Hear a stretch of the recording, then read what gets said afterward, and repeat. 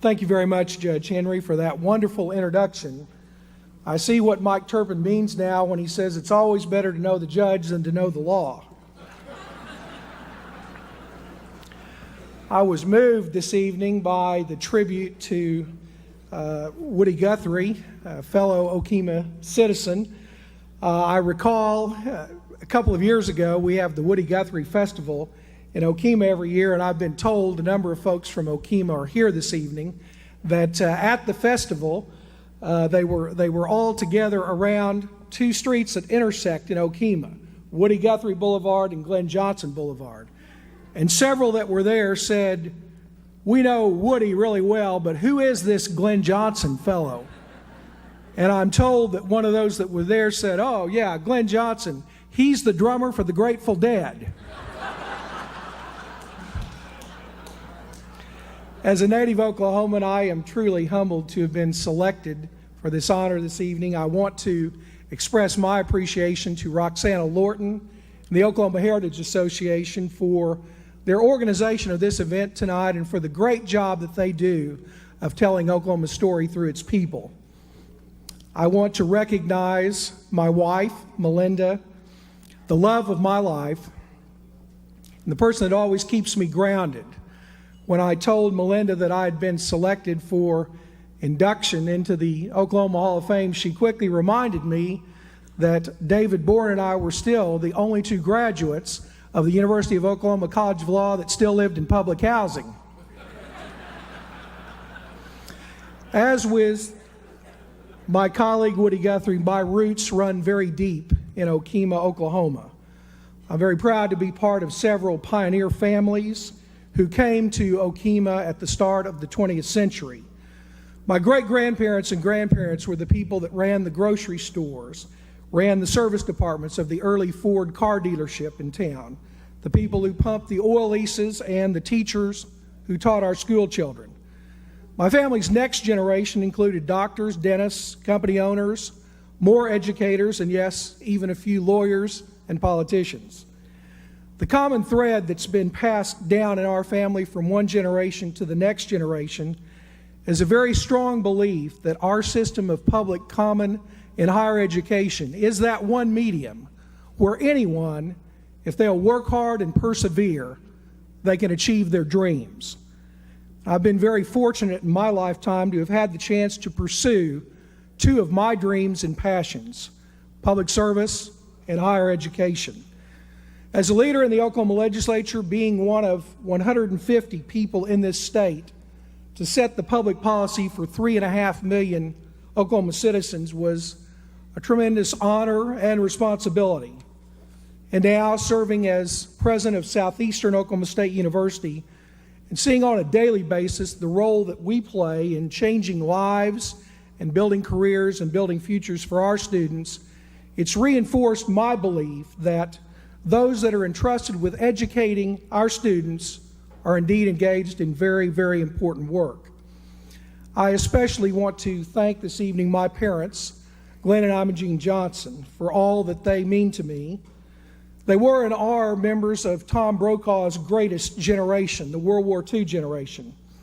My father, who passed away in 1983, was a military officer, a major in the Second World War, stationed in France. He served as a member of the Oklahoma legislature and as a member of the 80th U.S. Congress, having in his freshman class John F. Kennedy from Massachusetts, Richard Nixon from California, and Carl Albert from Oklahoma. He raised me to believe that public service was indeed a very noble profession.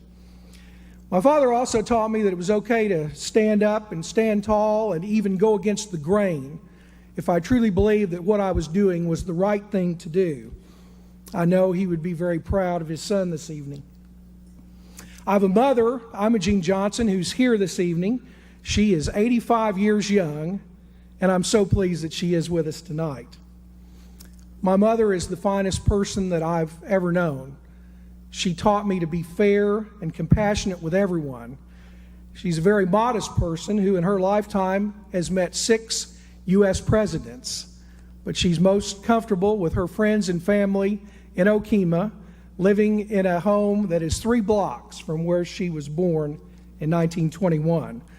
During the 1970s, she proudly told all of her friends that her son was one of those rare individuals that made it all the way through college in 3 terms: Nixon's, Ford's, and Carter's. My parents did teach me that wherever we lived, whether it was California or Washington, D.C., that I should be proud to be an Oklahoman. So tonight, on this 99th anniversary of Statehood Day in Oklahoma, I think all of us in this room, and there couldn't be a greater group than the group in this room, we have a lot of optimism and a lot of understood pride in our great state. Every other semester, I team teach an aspects of state government class at Southeastern. And I tell our students that we come from a very young state that struggled greatly during the Depression, and that during the Depression we were subject to a somewhat unfair and inaccurate characterization by those that wanted to stereotype Oklahomans into something that they were not. As we reflect on this heritage, I think it's important to note that we are a state that has produced more astronauts than any other state in the United States, a state that's first in the nation in charitable and philanthropic giving, and a state that has produced countless creative entrepreneurs who've invented everything from the shopping cart to the electric guitar to the cochlear ear implant, the last invention being the creation of Dr. Jack Van Doren Huff, a 1940 graduate of Southeastern. I believe that we're a state that was more correctly depicted by our response after the April 19, 1995 Murrah bombing, when the nation and even the world saw Oklahomans for what we truly are, a very caring and sharing state with a lot of grit and determination that did whatever it took to extend a helping hand and to get the job done. In closing, in 2001, I had the honor to portray United States Senator Robert Kerr in a one-person play, a Chautauqua, in conjunction with Ada, Oklahoma's 100th birthday.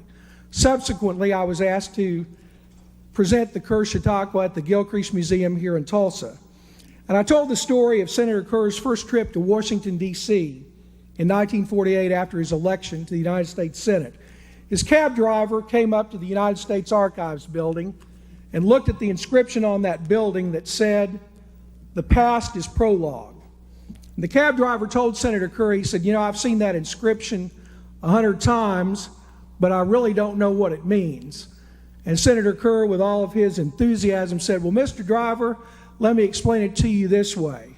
The past is prologue in Oklahoma parlance means you ain't seen nothing yet." So tonight, as we start this countdown to our centennial in Oklahoma and begin the 2nd century for our great state, it's my hope that we haven't seen anything yet in terms of our state's capabilities, our progress, and our achievements. And that tonight, as we start this centennial celebration, I hope that wherever we are and whoever we see, that we'll never look down, but we'll always raise our heads high and say that we're proud to be Oklahomans. Thank you.